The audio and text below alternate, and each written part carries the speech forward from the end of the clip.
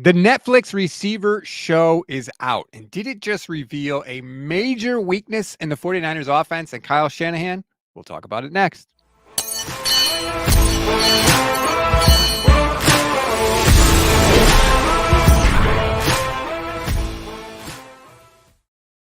What is good, everybody? Welcome to another Gold Standard podcast on the Gold Standard Podcast Network and the Fans First Sports Network. I'm Rob Stats Guerrera. He is Grant Cohn. Grant, happy Wednesday. How you doing, man? I like when you see a fight and there's like old fighters there and like, oh, in attendance is Evander Holyfield. And he'll be like, you know what I mean? Every time with the fist. So I'm doing fists today. Solid. Yeah. No one's bit your ear off, have they? No, not today, but it's early. All right. So I have been diving into the Netflix show Receiver. It's out. I'm desperate for 49ers news. And I'm like 3 episodes in, and few things jumped out at me. The first one I know you're going to pounce all over. And it has to do with when Deebo Samuel got hurt against the Browns. He gets hurt early in that game. And first of all, like just hearing him describe the injury was fascinating. Basically, he says his arm is just dead. Like he can't lift his arm. It's just like it is not functioning and it's killing him to the point where they go in the back in the locker room and he's like, I don't know how I'm going to get my pads off. Like his arm is just, there's nothing there. And they obviously go on to lose the game. Afterwards, George Kittle says, you know, when Deebo goes down, that's like half the playbook that we can't use. And I was like, half the playbook. And I just have to wonder, like, if you're Kyle Shanahan and the 49ers, you know guys get hurt playing football. Should you really be designing a game plan where half of it is immediately out the window if one guy gets hurt? I got to tell you, I don't think that's the way to go. Yeah, and it's like it's interesting though because he's not the MVP of the offense. Like McCaffrey's the MVP of the offense. But if McCaffrey were to get hurt, you wouldn't have to throw out half the playbook. If Aiyuk were to get hurt, if Kittle were to get hurt, you wouldn't have to. But that's because Deebo doesn't really play a traditional position, right? He's so unique, and the Niners love that. That's what they value in him. So there's no other one like him. There's no backup for Deebo Samuel, right? If he goes down, it's two or three players. So in that sense, I understand it. He's so unique. That's a good point. Like it's so much of the playbook because he has so many different roles. And we should point out the 49ers were in position to win that game and Jake Moody missed the game-winning field goal. So like even without Deebo against one of the league's best defenses, at least when they were at home, the Niners were still in a position to win the game. They lost the game. But I just thought that was like, damn, like you shouldn't have a game plan where one player is so valuable. I get that Deebo does a lot, but you have to have sort of a backup plan. You just have to because it's football and guys get hurt. It was funny too, is I felt like Ray McCloud was supposed to be the Deebo backup.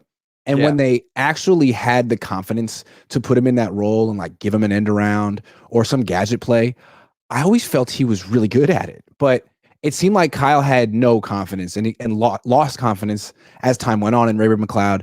And that culminated in the special teams gaffe in the Super Bowl. But on offense, I think it's important to have a Deebo backup or try to find one for this exact reason. And I mean, I don't know, maybe they feel like Isaac Guerrero can do some of that stuff, but he's not a wide receiver. So I don't know. It'd be interesting to see how they use Guerrero, but I was just like, damn, with half the playbook, that is like, look at the Packers game, right? Deebo went down in the Packers playoff game and the 49ers found a way to get it done. Was it pretty? No. But and maybe they learned. I don't know, maybe the Cleveland game was sort of a wake-up call, but like you have to be able to, especially with someone with Deebo's injury history who plays so physical, who is going to get banged up, you got to assume at some point he is going to get hurt. And you got to be able to plan for that and account for that. Yeah. What's interesting too is like Brandon, the wide receiver who wants an extension, is sort of calling himself the best, the true number one receiver on the team and the best true receiver on the team, implying that Deebo's less than. And he's not a true wide receiver. He can't beat man-to-man coverage, but whatever he does, you can look up the numbers, stats. I heard this from Nick Wagner with ESPN, that the Niners are almost a yard per play better with Deebo on the field than with him off the field. that whatever he's giving to the offense is that valuable and that unique. I think it is just because they can use him in so many ways. He affects everything just by moving him around in the field. He has to because he's so versatile. You have to plan for him to get the ball out of the backfield. You have to plan for him to catch the ball. So, yeah, it's just one less thing to worry about, a major thing less to worry about with Deebo off the field. And then further in the show, they go into the treatment for the injury. And he's at his house. And we never see this, so we don't think of it. But he's at his house and he's laid out on the table and he's got a woman and she's working on his shoulder.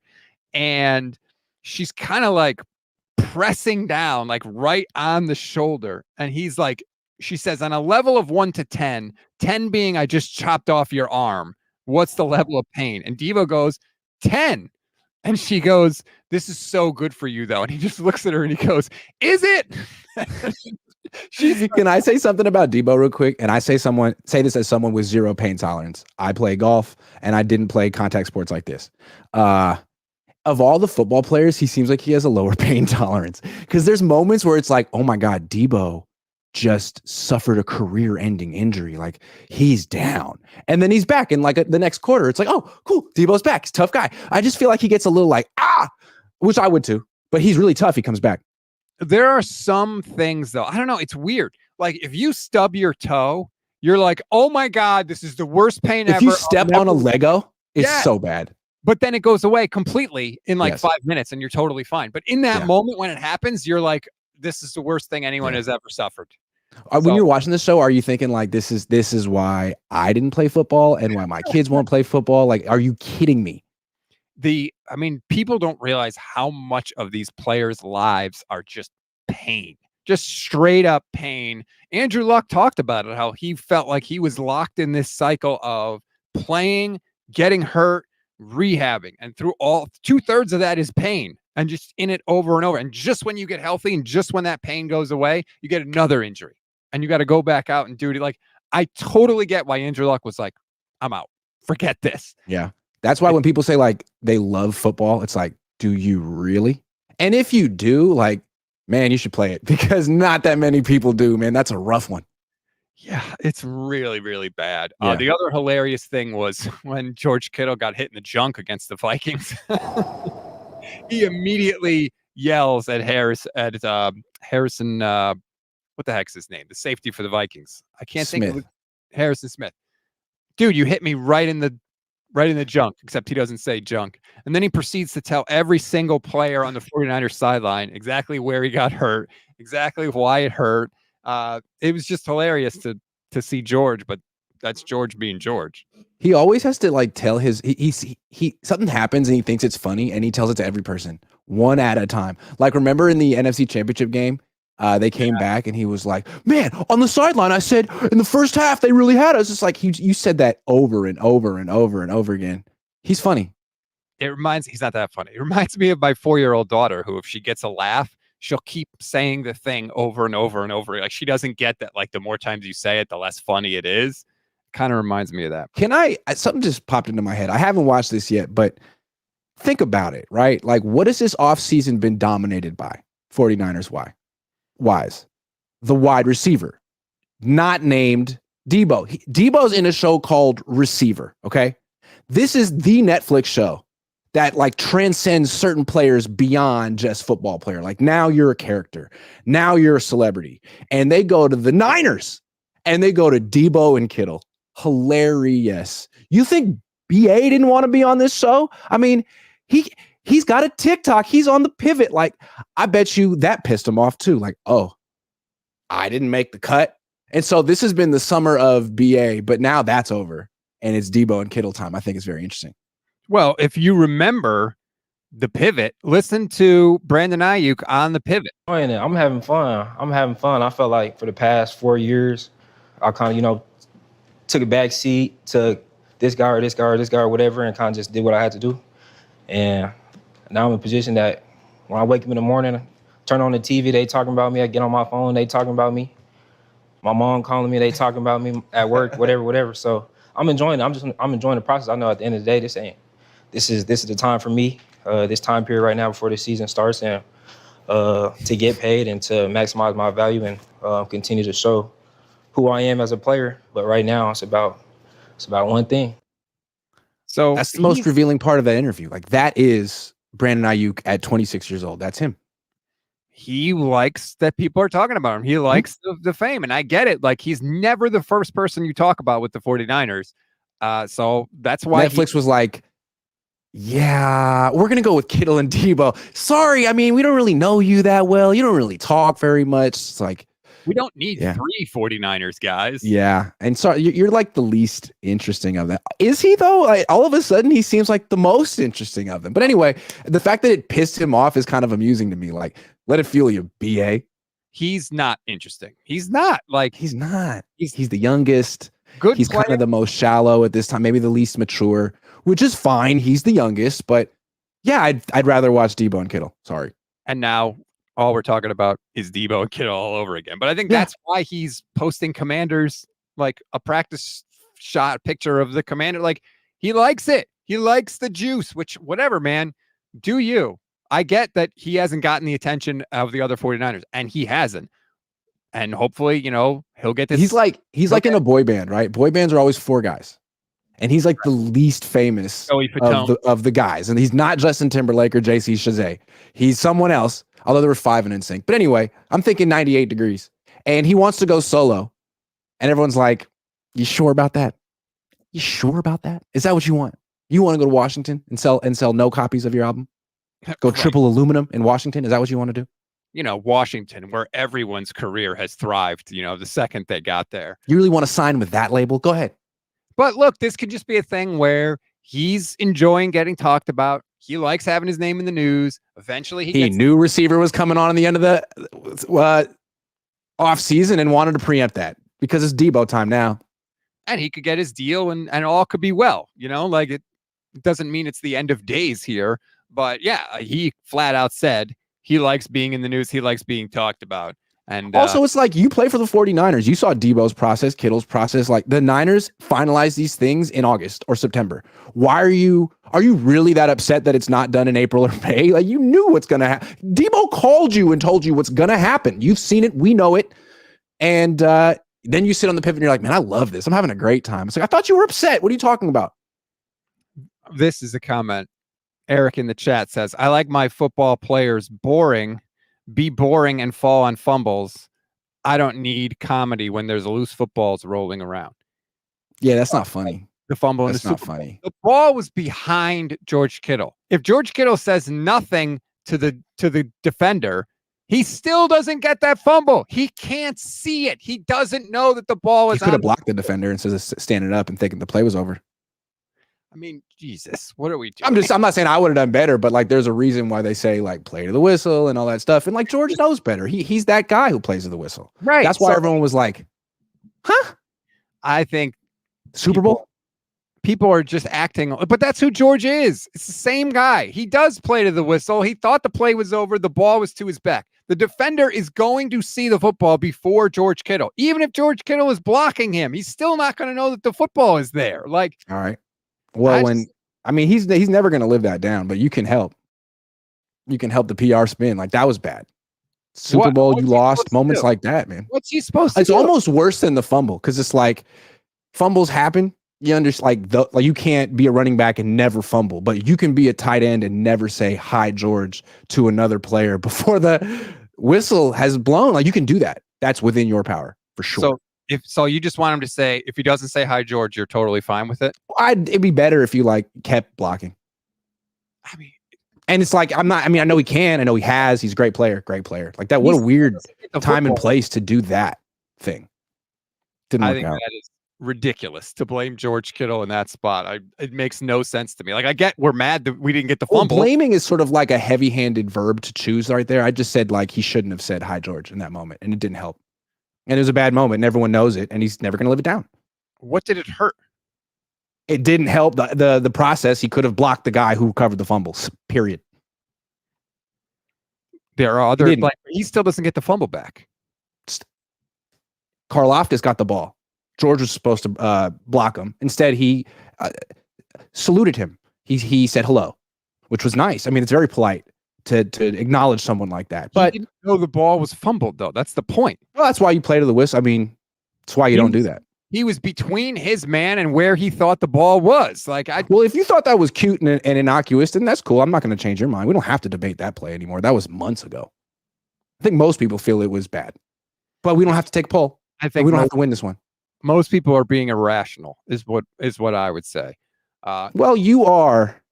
You're never emotional, man. You're always cold and rational. I like that about 100% you. 100% rational. 100% rational. I love that. I mean, yeah, I don't think emotions. anything else about yeah. me. I rarely ever get emotional on the exactly. show, with you. That's what I love about you. And what I hate.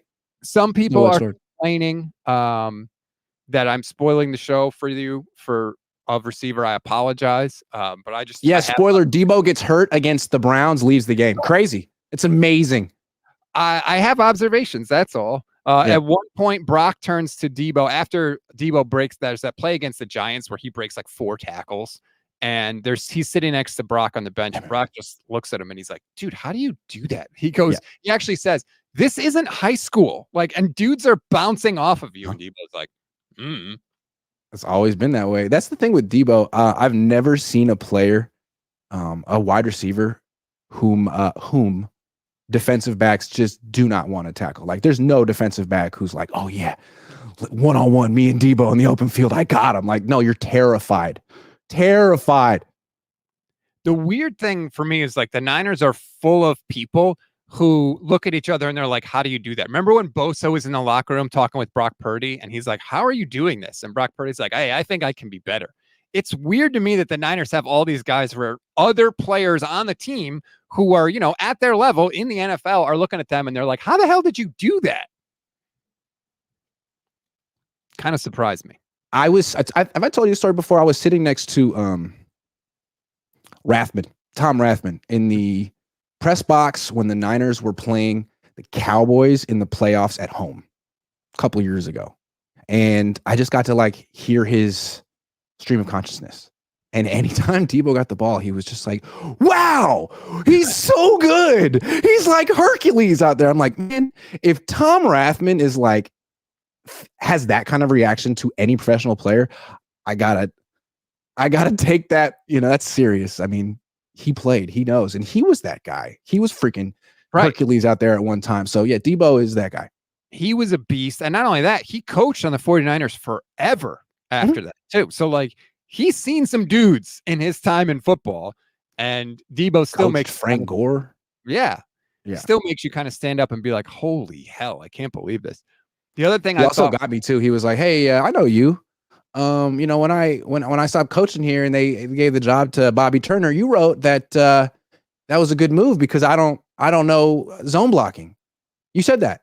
I was like, "I did write that, didn't I?" He's like, "Yeah, I've coached zone blocking before." I was like, "I'm so sorry, Tom. No, it's okay. It's in the paper. You can't take it back, but no, it's okay." And it was like, oh my God. And then he was nice to me the rest of the night. I was like, man, I'm such an asshole. I'm so sorry, Tom. That's interesting. See, no, you did that. But I'm going to forgive you and we'll have a good time. I'm like, oh. They all read everything. They do. Say, "Oh, I don't pay attention." Bull crap. And when that was happening, when he was sticking it to me, but then letting me off the hook, Dante Whitner was right next to us, giggling he got you.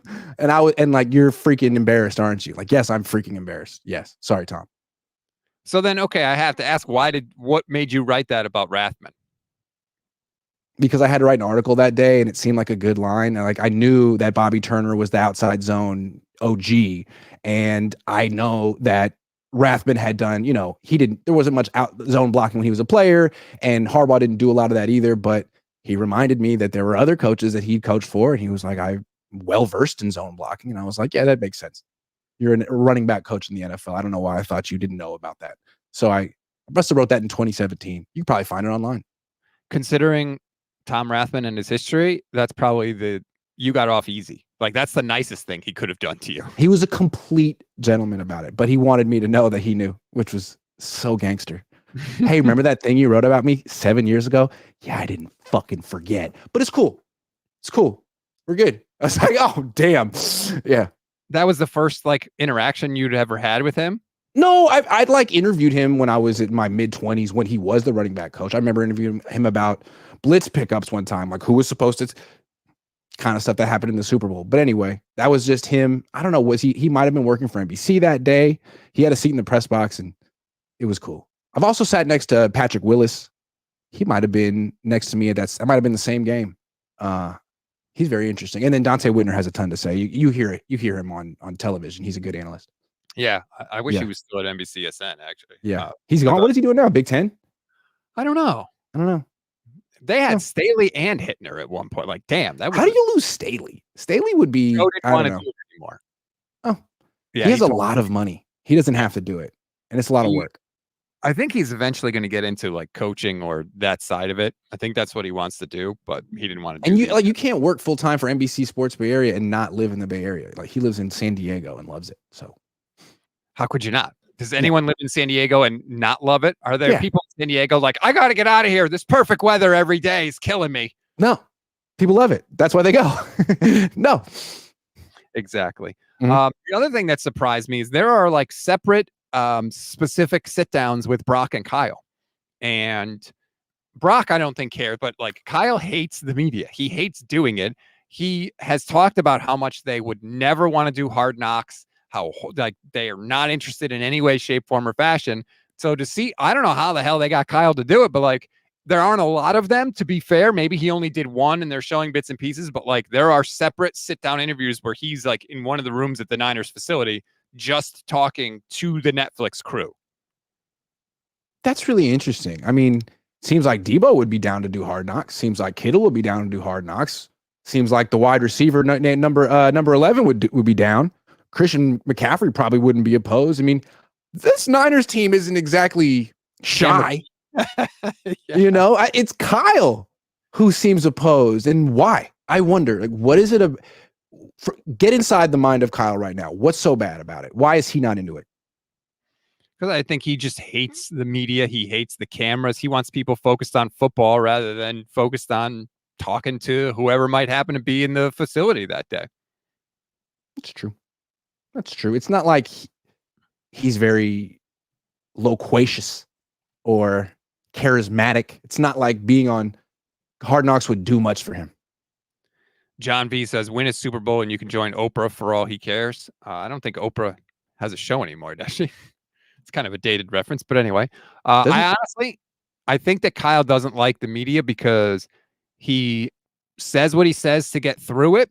And in his mind, it's like, okay, I've done that. It's out of my mind, whatever. But then we remember what he says and we bring stuff back up. And he's like, you're calling me on this stuff when in reality, I'm just saying what I need to say to get through this media interview. And so the more media he does, the more stuff we have to call him out on or just refer back to and say, hey, this is different than what you said before. Can you clarify for us? And I think he hates it. What's funny about Kyle is, to me, I think he's great with the media. Like, if you ask him a question that isn't like, hey, why'd you lose the Super Bowl or why'd you do something bad? He'll give you a really long answer, and it may not be like grammatically correct, but you'll learn a lot about football. He will try his best to really answer as best as he can to give insight into an issue.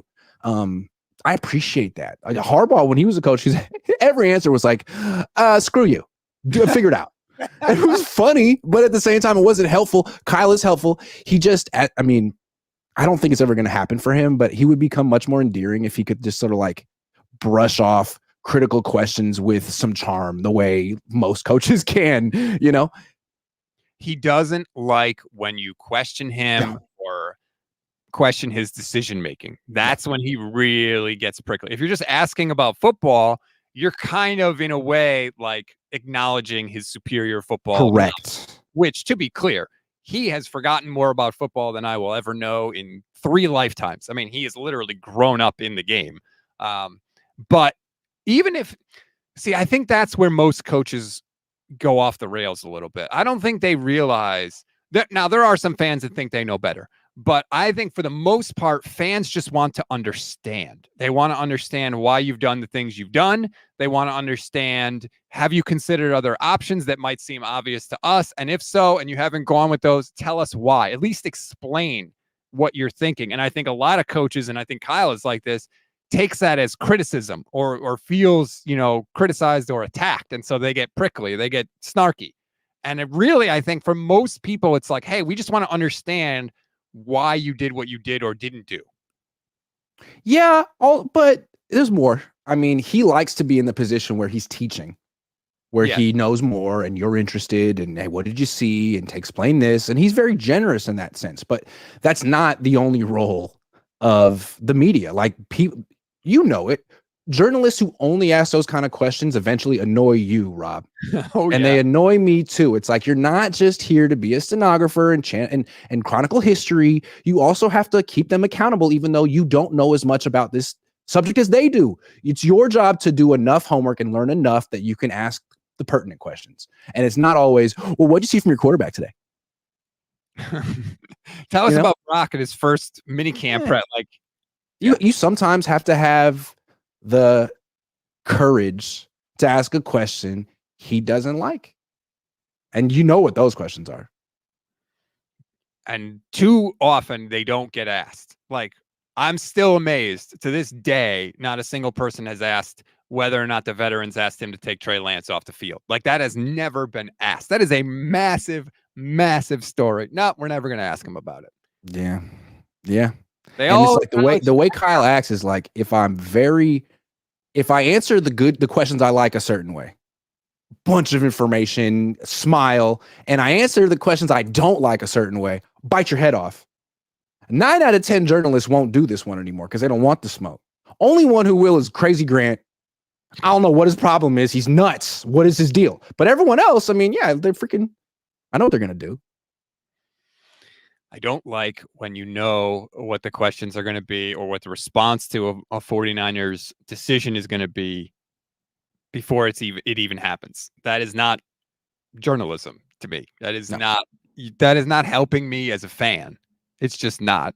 And that's what I like about you a lot. Like, you're a diehard fan of all the people that I stream with. Like, you're like the most fanish, but you're also like really into the right questions. And you get upset when people don't do journalism. I really respect that. No, thank you. Yes, I do. Like, when I was at ESPN, there's a whole day class that they used to put you through. It's like 8 hours just on interviewing. What makes a good interview? What makes a bad interview? Love it. How to structure your questions. It was unbelievable.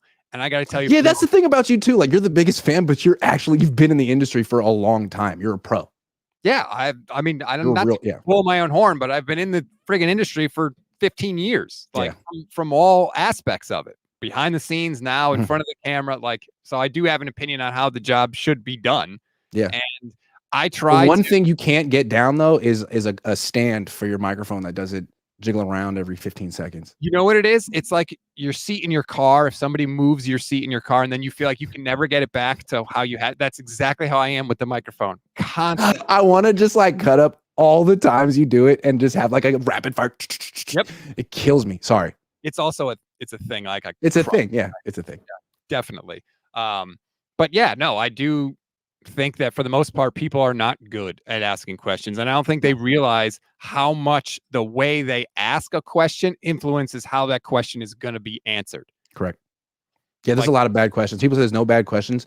There are almost only bad questions. You got to work hard to ask a good one, man. It shouldn't be too long. You know those, like, that one guy that asks really long questions, like, it's almost like a shtick. It's like, man, can you find a way to ask this in like 10 words or less? Because it's not about you. And it's I don't know.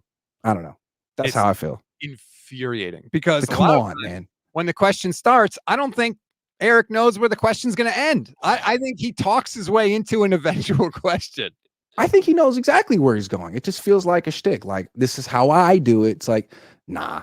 That's not how anyone should do it. Just ask the question directly in 10 words or less, if you can. John V. Stats, I recognize your voice from ESPN Radio multiple times until I could put a face to voice. Salute. Thank you, John. Appreciate it. Yeah. Got to host on ESPN Radio Friday, Saturday, and Sunday last week. Always get my reps in during the summer. You know, sometimes the 49ers content creation doesn't pay all the bills. So we got to do different things. You got to have as many revenue streams as you can, baby.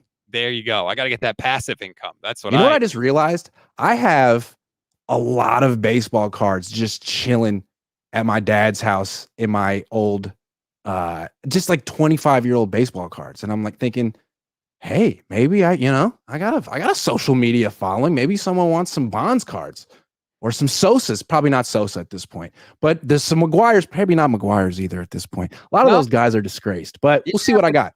Those cards could still be worth something. They might. Sure. It seems like people don't care about steroids anymore, so maybe the value's back up. And the cards are the cards. Whether they cards are the cards. They're in great condition. There you go. You should definitely go through those. I should. Yeah. Tyler says Rob's head looks like one of those mighty beans. I don't know what a mighty bean is. I do have an oval shaped head though. It's a good shaped head. Someone's asking, are my questions pre-screened? No. What happens is I understand Kyle walks. It's just not. What is that? Kyle walks from his office to the podium, and there's the PR director, Corey, walks with him. And I think there's all right, they're probably going to ask you this. Probably going to ask you this. If they ask you this, here's something you can say, that kind of stuff. It's sort of Corey's job to prepare him for the tougher questions, or maybe Grant might ask this. Grant might ask that kind of stuff. So it's always fun to like come out of left field with something they're not prepared for. And by the way, that's Corey's job. For sure. The PR, like communications is part of his job. It's his job to say like, hey, Kyle, this is the stuff that's out there that Kyle may not have seen, but he knows he's going to get asked a question about. So I have no problem with that.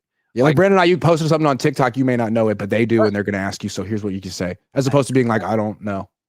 And I think Kyle would prefer if maybe Corey didn't do that, so then he could just say, I don't know. But what you don't want if you're Corey is you don't want Kyle to get asked about something, get caught off guard, and then maybe say something that makes the situation worse. Or right. Because you want Kyle to be fully prepared and abreast of everything. And that's essentially what's one of Corey's duties. And he's good at it. So that's what PR directors do. The ones that make it to the NFL, like they're not just going to walk side by side, like saying nothing. Like they have things that they want to talk about. And that's every PR person in that's your job. It's not just a 49er thing. Every other team in the NFL is doing it. Every team in every sport is doing it because you don't want your people caught off guard. It's your job to protect them when you're in that role. And it's the media's job to ask the questions anyway. Because if it's bad, if they're caught off guard and it's real bad, like who knows, you're going to be held responsible for that. So that's something that you're in control of. And it could be something that the way it's asked, it maybe takes something out of context. So if you're not prepared for it, then you have a reaction. It's like, well, wait, like for example, there are some quotes that if you just read them, they sound way worse than if you actually hear how they're said or see the video. But if you're unaware of the situation and somebody just reads you the quote, then all of a sudden you might have a reaction that you wouldn't normally have had if you just saw it yourself. Right. Yeah. So it's fun to know my questions are not pre-screened, and it's fun to try to keep Kyle off balance. And I think it's fun to sit right. I sit right in the middle every time, front and center, and I stare at him. And he doesn't know when I'm going to ask my questions, but I don't ask a question at all. But he has to come in there and be like, all right, Corey prepared me the best he can, but I know that no one really knows how this weirdo thinks. And he may just, with a smile on his face, in the middle of August, hit me with some stuff that I find real disrespectful. So I got to be prepared for this. So sometimes it's fun to like ask a question with like a blank face and make him think I'm going critical, but then come back to something that's not critical and just see if I can take him on an emotional roller coaster. Is there like an order? Is it like Mayoko gets the first question, or do you just all like, how does that work? That's a good question. It's kind of like trying to get a rebound. So it's a little bit of a contact sport and you need to be aggressive, have a little bass in your voice and a little volume. That being said, if Maddie wants the first question, he's been covering the team for like 30 years. Everyone pretty much backs down out of respect. Okay. So honestly, I won't do that for anyone but Maddie. If it's Matt Barrows and me, it's a rebound. I'm grabbing that over you. Sorry. If it's Eric Branch, I'm for sure getting that rebound over you. Like, I know everyone's game. Eric doesn't have a strong voice. That's why he goes last. Barrows isn't necessarily a contact sport kind of guy. Like, if me and Larry ask a question at the same time, we both might get half a sentence in. Like, we may not want to give it up, but I know certain people who will back down. So it's almost like I've been in the same beat group for like 13 years. Right. And Maddie, absolutely, I defer. Cam Inman, depends how I feel that day. I like Cam a lot. I like Cam a lot. His son is also named Grant. Shout out to Cam.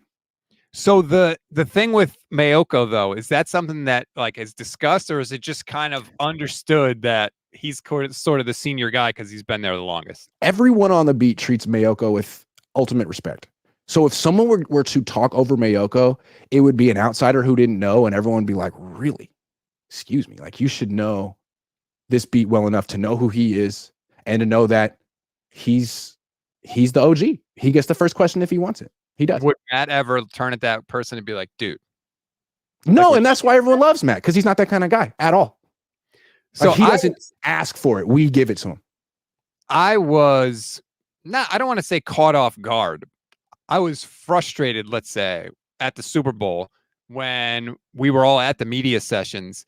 And it's like the dude sits down, and then the second, it's just like somebody shoots a gun and then everybody just yells questions at them. There's no order. There's no nothing. And if you want your question answered, you basically just have to be the loudest and just keep talking, even if other people are asking questions. It was like a free for all. It's so hard. It's not a lot of fun. I mean, you're just sort of shouting a question, trying to get a guy's attention, and like he's not going to think that much about it because he's going to sit there for 60 minutes and get peppered with these weird questions. It's a terrible format. And I think it's really just so the NFL can get as many media people in there as possible and say, hey, look, we're the center of the world. But this isn't exactly like functional journalism happening here. Who cares? We're celebrating ourselves this week. That's pretty much what it is. And it's day after day after day, too. And you're right. Yeah. Are they trying to give like the most interesting, insightful answers? No. People are shouting at them. They pick out a question. See, and that's another part of it that is frustrating from my perspective.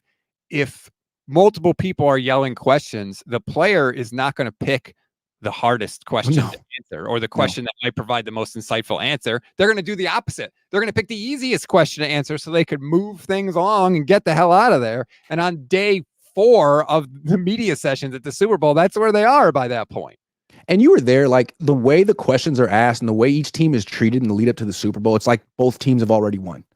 It's never like, so what are you seeing on film from the Chiefs? Or it's like, nah, like how are you guys the greatest team ever? Like, how did it, I mean, when you look in the eyes of your teammate, like, do you hear the Angels? I mean, it's very much like a parade of congratulations. I mean, every Brock Purdy interview for an hour every day was, man, when you were 6, did you realize you were going to be this great? And what about when you were 14? Take us back to when you were 11, like that kind of stuff.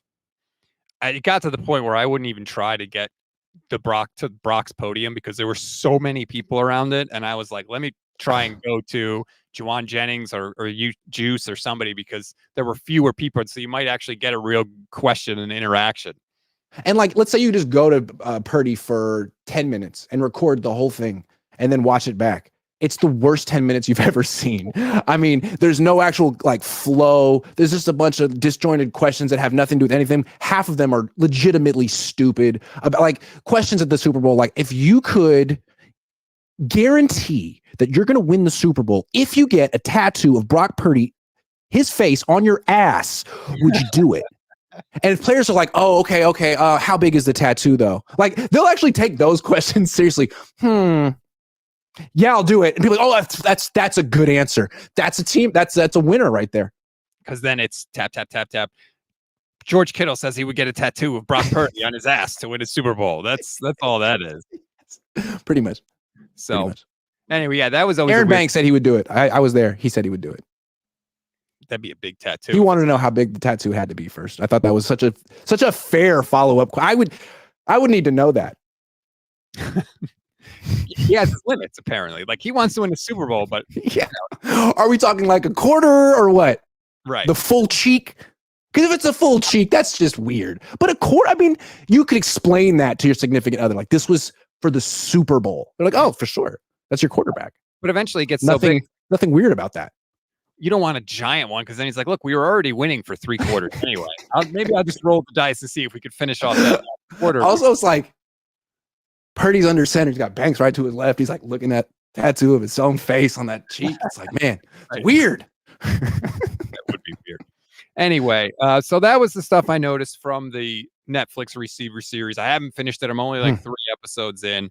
Another thing I thought, which was smart, before the Cincinnati game, Deebo is talking to, I think, Kittle, and he says, like, I could play, but they told me to wait one more week, which is interesting because the scene before, the woman that was working on his shoulder says if he pushes this thing, he could break his scapula, and then he's going to be out for a while. And if you remember, they had the Cincy game, and then they had the bye.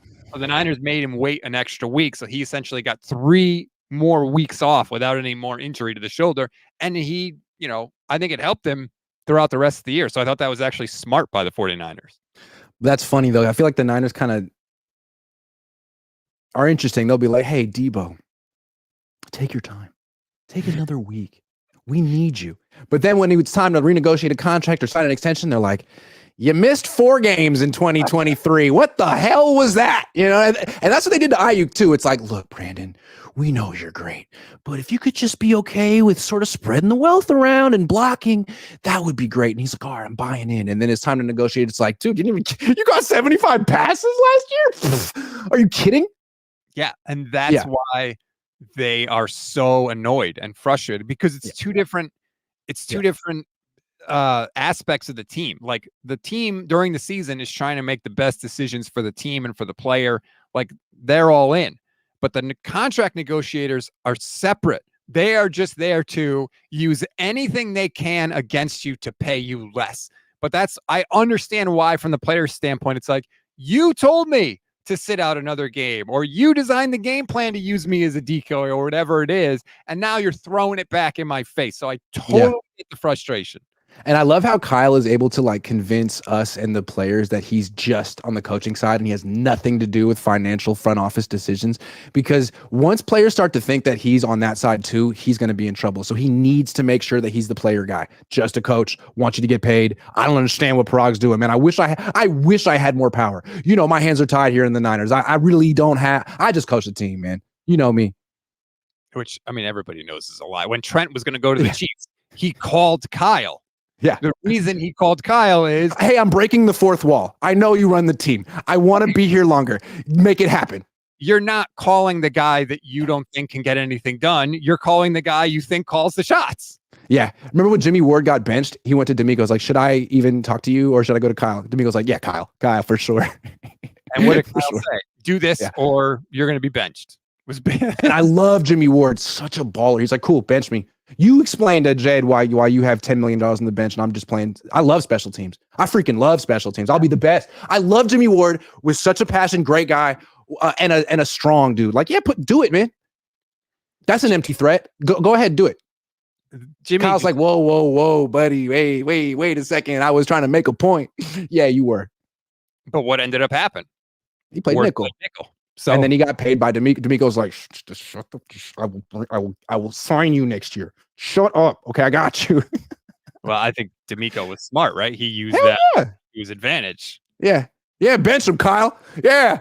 Really alienate Jimmy Ward with the Niners. That it's the nature of the business, though, where like you have to sort of prepare for, like, D'Amico knew he was going to be a head coach. So it's only logical that he'd be like, hey, man, I know your contract's up. I'm going to be a head coach. You like the defense. Like, I'll sign you to play safety. And just hang tight. I got you. Jimmy Ward played 10 games at safety for the Texans last year. 1 pick, 3 forced fumbles. Or no, 3 passes defended, 1 forced fumble. Jimmy Ward just does what Jimmy Ward does. Solid player. Love him as a personality, though. Miss the personality. He had, and he was like, no one knew he had it. He was very quiet. And I think he was controversial, right? He was a first-round pick who kept getting hurt, had a different position every year, was on bad teams. People felt he was like a bust or something. And then people finally realized, like, no, he's a really good player and he has this whole personality that people never cared to learn. And then he was gone. Just like that. And as good a player as he was, I'm totally fine with him not being. Like, there was never a time last year where I was like, I wish Jimmy Ward was on this team. Tashawn Gibson was really good the last couple of years, and so was Hufanga. Are they going to sign him? Are they going to sign Gibson even, after he serves the PED suspension? Because I don't know what the hell they're doing at safety. They signed Chris Forster after he got ran out of Miami. So I feel like this, why not? But I think right now the idea is that Jair Brown and Talanoa Hufanga will hold it down. But let's say Talanoa Hufanga doesn't. Then Gibson would be the probably the first call. Man, and Gibson's statement was it's so bogus. Oh, I only took something one time. I had no idea. Dude. What are you supposed to say? Yeah, they finally caught me. I've been doing this for years, man, and it's a big reason why I've been so successful, and I'm going to get back on it as soon as I can, but what are you going to do? I would have more respect if he was like, you know what? I was at the end of my career. I had nothing to lose because nobody else wanted me anyway. So So I'm going out like that. Like, no, I'm trying to get back in the league. I don't know what happened. It was a one-time mistake. It'll never happen again. Or if he's just like, I wanted to get back in the league, get a couple more paychecks. I know I'm at the end of my career. If I got caught, oh well, I had nothing to lose anyway. Like, I would have respected a lot. He would have been more. the first athlete ever to say that. But yeah, it would be kind of funny. It's almost like a Key and it's so honest. It's almost like a Key and Peele speech. Right. Skit. But so what, man? Like, you don't get penalized anymore if you say that. And like, no one believes this stupid. There's never an excuse to get caught for PEDs in the NFL. Every substance you can bring to the league and say, test this.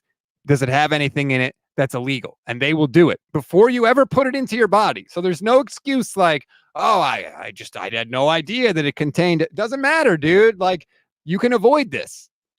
You know, would have been a really funny statement from Gibson on this, like a better statement. Oops. Right? That would have been great. Let's just leave it at that. Like, oops. Like, we know what you were trying to do. You're trying to get bigger, faster, stronger. You messed up. No one's really mad. Like in baseball, if you take PEDs in baseball, it's like you are desecrating the game and the records. All of a sudden, 1955 doesn't matter anymore. But like in football, it's like we just want the biggest, fastest, strongest players ever. Like, otherwise, it's just boring to me. So whatever you got to do, don't break a rule, but be bigger, faster, stronger. And yeah, it's like people don't care. When the Panthers got to the Super Bowl with Jake Delhomme, the entire offensive line was doing steroids. Is that true? Yeah. Wow. It came out afterwards. Like, wow. The whole offensive line. And they were such what a shock. Yeah. So anyway. All right. We need to stop this conversation before it turns towards the current 49ers team. And we start saying, what's our wild, irresponsible speculation? We're not going to do that here. We're not going to do that. We're not going to do that here. No, we are not. Nope. All right. That's going to do it for this edition of the show. Oh, just in time. And follow the Gold Standard Podcast Network. Like and subscribe to the YouTube channel as well. Make sure you like and subscribe to Grant Cohn's YouTube channel. Tons of good stuff on there. I know you got 49ers After Dark today, but no Jesse Naylor. That's true. It's going to be Ryan G. Hensley subbing in for Jesse Naylor. I'm bringing in the right-hander out of the bullpen. Ryan Hensley, controversial 49ers content creator, and some beef. Ryan has some beefs on Twitter, I feel like. Don't we all? Ain't that life? Very true. All right. I got beef with you, and we'll talk about it next week.